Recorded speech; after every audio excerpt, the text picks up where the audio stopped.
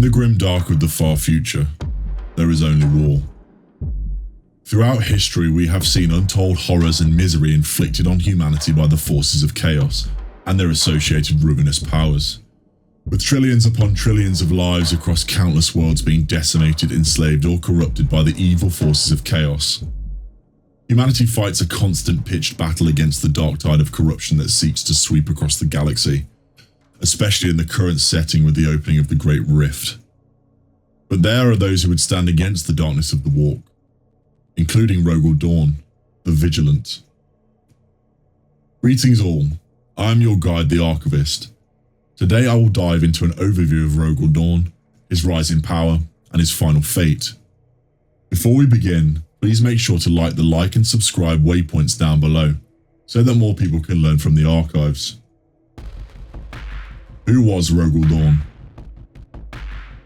Rogal Dorn, also known as the Vigilant, the Praetorian of Terror, and the Unyielding One, and referred to by his gene sons as Defiance, was the Primarch of the Imperial Fist Space Marine Legion and a revered figure in the history of the Imperium of Man. Many described Rogal Dorn as being a thunderous zeal. Many described Rogal Dorn as of being of thunderous zeal and stone-made manifest, with his stern, unsmiling face and unruly shock of short, bone-white hair. His unwavering dedication to his father's dream for the Imperium earned him the nickname Defiance, reflecting his unyielding nature in pursuit of the Emperor's cause. Rogal Dorn believed that the primary purpose of the Legiones Astartes was the unification of mankind and the realization of the Imperium's ideals. This steadfast idealism propelled Dorn and his legion forward, never wavering in their duty, whether in defense or in relentless attack. If the Primarchs were seen as manifestations of the Emperor's nature, then Rogal Dorn epitomized the Emperor's unwavering discipline, embodying loyalty and duty as essential as blood and breath. Even before the betrayal of Horus, the Emperor recognized Dorn's commitment by naming him the Praetorian of Terror, positioning him by his side. While some of his brother Primarchs felt distanced by this, those who recognized Dorn's unyielding nature as a source of strength also saw him as a bulwark against discord and disquiet within the Imperium. Origins. When the 20 genetically engineered nascent Primarchs were taken from the Emperor's labs on Terra by the ruinous powers and cast into the warp, they were scattered across the galaxy onto different worlds. Each world played a significant role in shaping the nature and personality of each Primarch, and ultimately the individual legions created from their genome. After being restored to the Imperium, Primarch Rogal Dorn was placed on the ice world of Inwit in the Inwit cluster. Inwit has always been a world of death and cold. Its star, old and withered, bleeds the last of its heat as cold red light. Tidally locked against its dying star, perpetual darkness engulfs one side of the planet, while fading sunlight bathes the other. The planet's dark side is covered by crevassed mazes, frozen mountain ranges, and plains of froze dunes, known as the Splintered Land. This harsh environment shapes the bodies and beliefs of the human population struggling to survive here. Beneath the ice crust, thick sea flows in sluggish tides, inhabited by pale, sightless creatures hunting by vibration, and a preternatural taste for blood. High above this desolation, ancient space stations and orbital shipyards observe the cold-shrouded worlds through perpetual auroras. These citadels of the void have overlooked Inwit since time immemorial. On the planet's light side, there is little comfort to be found. It is a land of drift-crusted Ceylon seas and sparse bare rock, under the unwavering gaze of the red sun. Inwit holds little value. Its seas are either buried or lifeless, its mountains devoid of riches, and its native species fiercely vicious. However, there is one thing that this harsh world offers, which allowed it to conquer a star cluster and endure as an island empire of order in the age of strife: its people. Although they are considered barbaric, they are far from unsophisticated. The fighters of Inwit are raised in an environment where endurance and survival are paramount. The harsh conditions of their world, where any sign of weakness can lead to death, mold them into strong and relentless individuals. On Inuit, death can come in various forms, such as being engulfed by ice storms, falling prey to the dangerous creatures in the splintered lands, or simply letting one's guard down and succumbing to the unforgiving cold. These challenging circumstances shape the people of Inuit into a resilient, serious, and community-focused population. Most of them lead nomadic lives, traversing between underground ice settlements to engage in trade involving weapons, fuel, and technology. Interactions among the roaming clans often result in conflicts, and the young warriors are taught to defend against their clan's adversaries from a young age, as they learn to withstand Inuit's deadly climate. They possess a remarkable ability to quickly learn new skills and have an inherent understanding of the practical value of objects. Additionally, they possess the strength and intelligence needed to overpower those who possess knowledge they lack.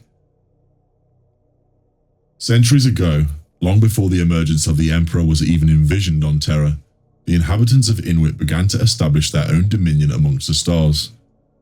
They assimilated, modified, and strengthened their influence with each conquest. Despite their expansion into a stellar empire, Inuit itself remained largely unchanged. The ice settlements and clan conflicts persisted, with the rulers adhering to the traditional ways that they had endowed them with strength, even as they governed vast interstellar territories.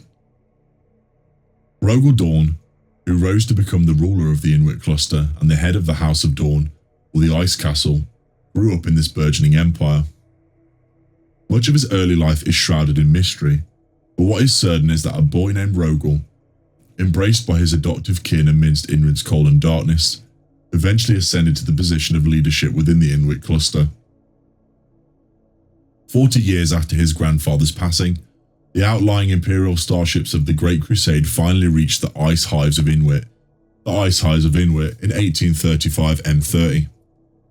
When the true Emperor was reunited with Rogal Dorn, he regained not only a lost son, but the strength of a star-spanning human society already forged in the tool of war. Dorn warmly welcomed the Emperor aboard the colossal starship, the Phalanx, a relic from the age of technology that had been discovered abandoned within Inuit's region of space. At this time, Dorn was the 7th of 20 Primarchs who had been found by their father in the course of the Crusade. The Emperor embraced Dorn as his long-lost son and entrusted the Phalanx to his care, transforming it into a mobile fortress monastery of the 7th Space Marine Legion. This legion, created using Dorn's own genetic template, was also placed under Dorn's leadership. From the very first moment they met, Dorn's loyalty to the Emperor was unwavering, and he never sought any favour from his father. Dorn exemplified the human pursuit of truth and honesty, and his unwavering integrity led to the statue standing as one of the only 4 ever erected at Macragge, alongside that of Rabute Gilliman, Primarch of the Ultramarines. Dorn led the 7th Legion and its expeditionary fleets with unparalleled devotion and military genius.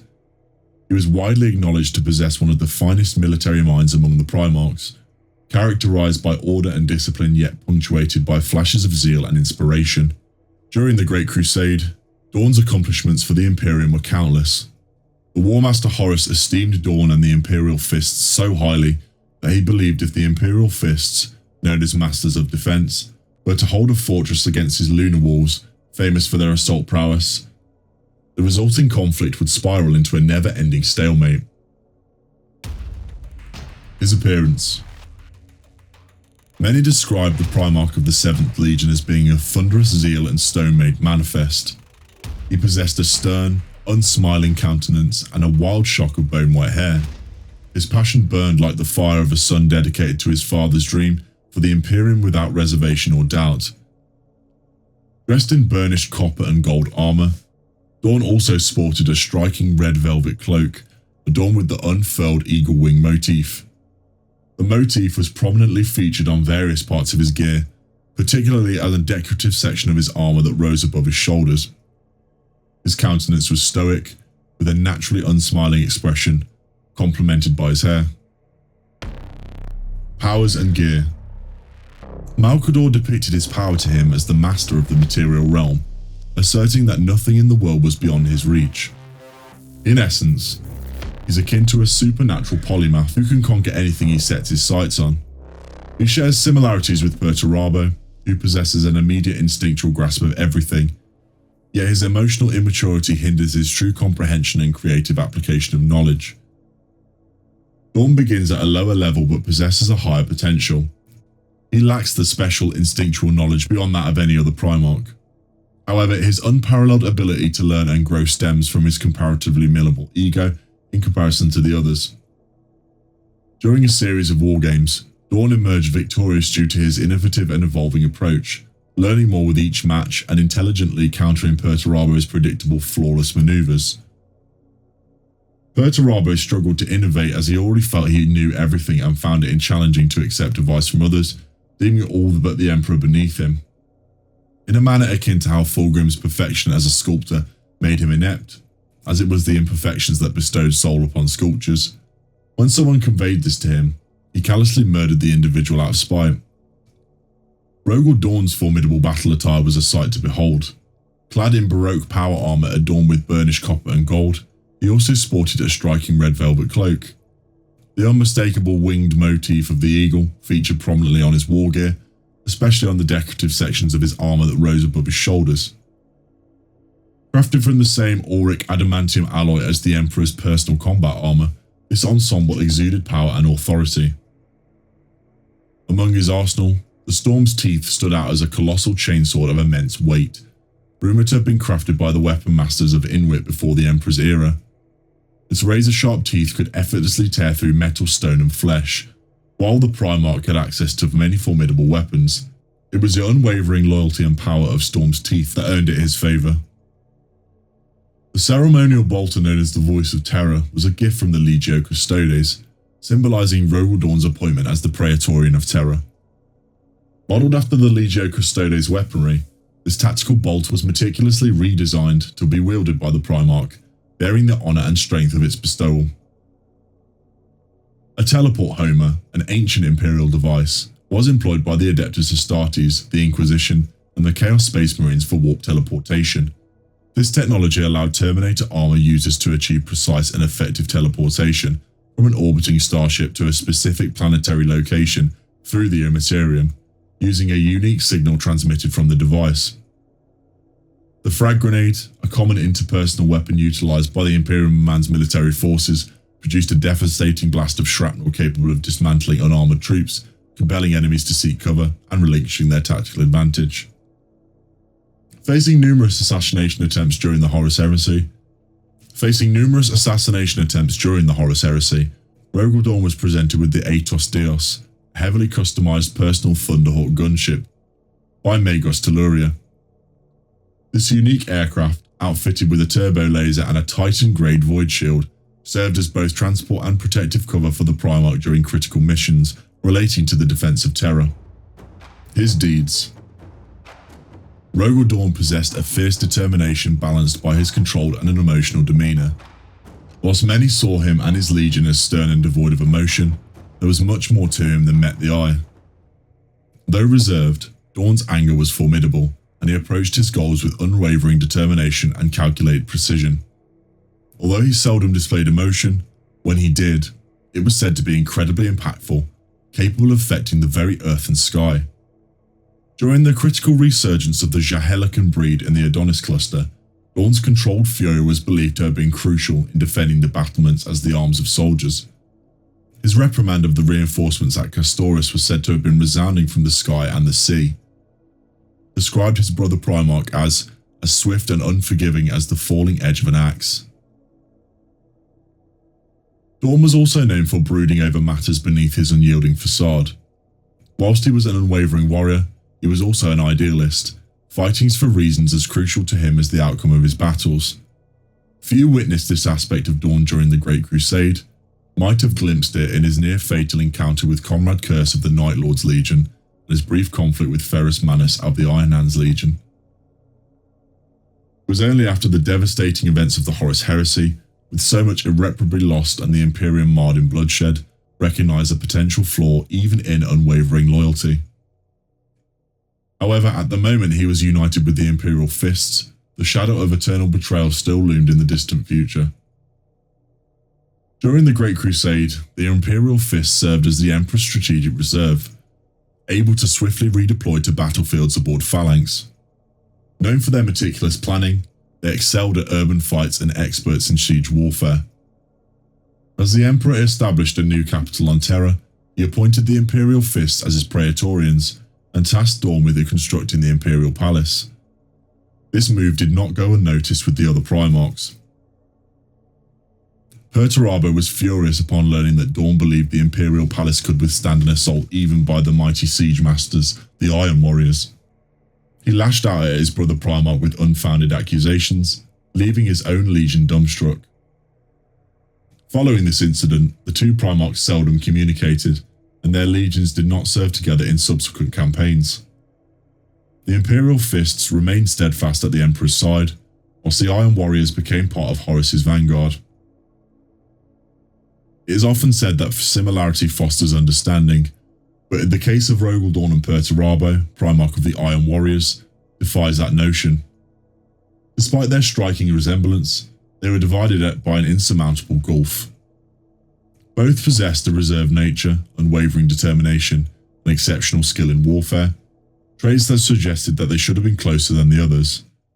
The fact that such closely matched kin could harbour intense animosity from their very first encounter seems almost unbelievable, yet it was an undeniable reality. The nascent Imperium achieved its greatest victory during the Great Crusade, with the defeat of the largest Orc empire encountered in the late 30th millennium.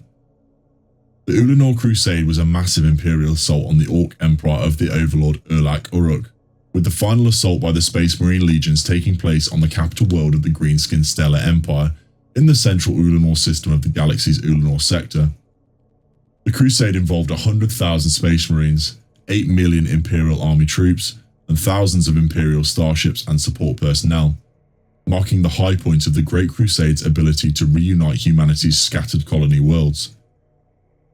The Orcs of Ulanor represented the largest concentration of defeated greenskins by the Imperium of Man before the Third War of Armageddon during the late 41st millennium.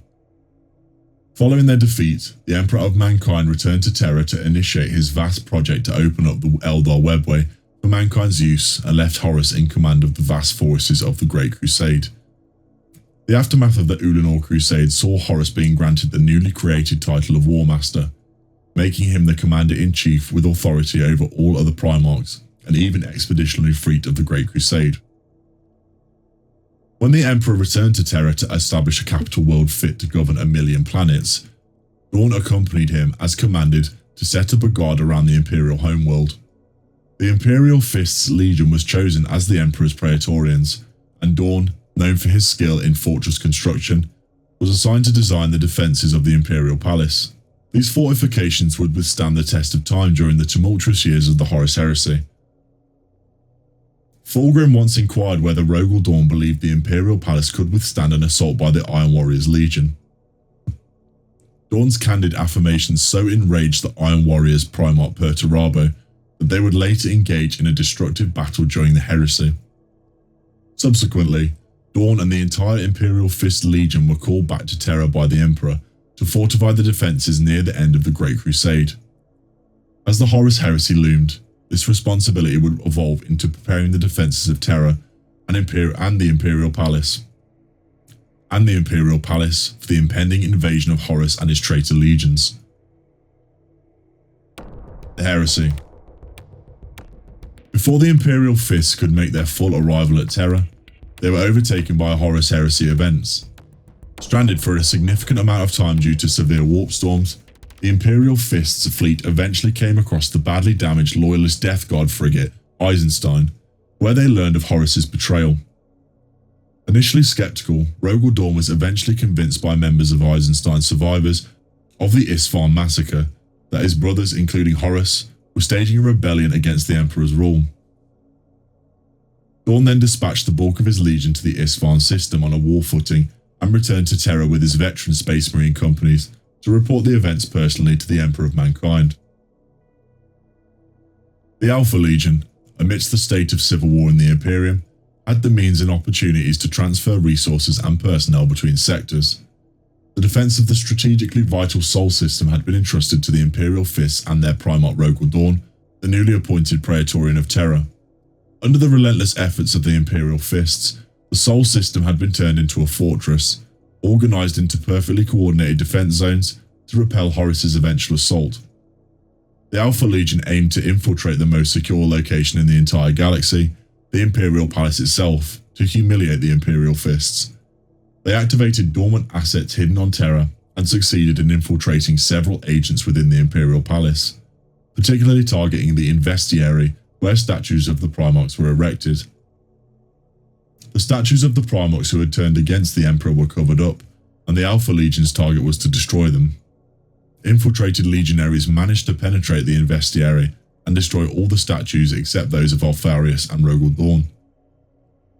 As Horus advanced towards Terra, the War Master charged the Alpha Legion with critical acts of sabotage and preparation to throw the solar system into chaos. Despite fierce defense from the Imperial Fist Legion, led by Rogal Dorn, the Primarch Alfarius and his fleet aboard the flagship Alpha managed to infiltrate the outer defences of the system by using stasis and reducing their heat signature. After a standard year of drifting undetected, the Alpha Legion fleet reached the outskirts of Terra's defences. Simultaneously, Alpha Legion's Sparatoi and their operative teams activated through the Sol system, causing panic and anarchy through acts of destruction and terrorism. While diversionary attacks distracted the Imperial defenders, the Alpha Legion's true target, Pluto, was struck by over 200 vessels led by the Alpha. This allowed for a further uprising across the Sol system. The primary objective was Hydra, a fortress moon orbiting Pluto. Alfarius led an assault on the moon, while the Loyalist defenders, led by First Captain Sigismund, faced brutal odds against the Alpha Legion fleet. Despite the overwhelming assault, the Imperial Fists resolutely stood their ground.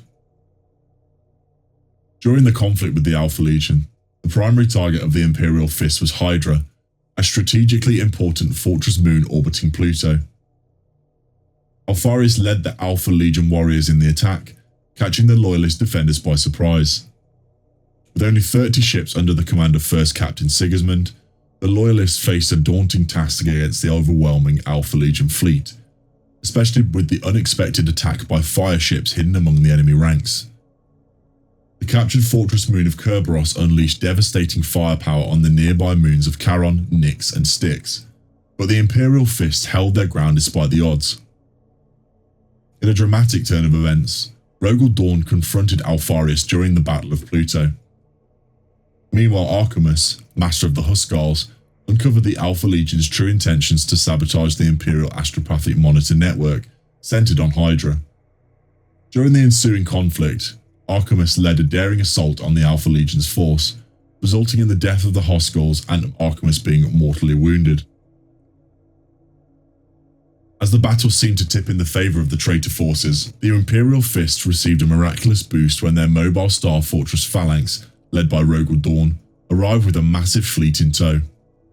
Additionally, reinforcements from the Armada Imperialis swiftly pacified the captured guns on Kerberos. Rogal Dorn and his Huskarls teleported into the locked astropathic chamber on Terra. On Hydra, engaging Alfarius and his elite Lernaean Terminators in a fierce battle for control. Archimus, despite being mortally wounded, attempted to intervene when Alfarius had Dorn at his mercy, was ultimately unable to alter the outcome. Dorn had foreseen the attack, moved in to shield Alfarius, then disarmed him by cutting off his hands with his chainsword after pinning him in place. After slashing his brother's chest and impaling him with his own spear, Dorn finally dealt a fatal blow to the top of Alfarius' skull with his chainsword. Following the death of their Primarch, the Alpha Legion fleet retreated from Pluto. Upon his twin Primarch's demise, Omegon felt a sense of detachment. Soon after, he learnt that the War Master wanted to speak with Alfarius to get an update on the Alpha Legion's attack on the Sol system.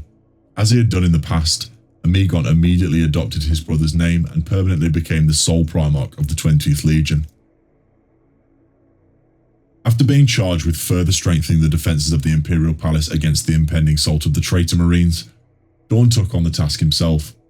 He oversaw the construction of formidable bastions armed with millions of artillery cannons and reinforced the towers and walls of the palace with steel plating. Despite the necessity of these actions, he couldn't shake the feeling that he was compromising the perfection and beauty of the existing structure, and he deeply regretted it.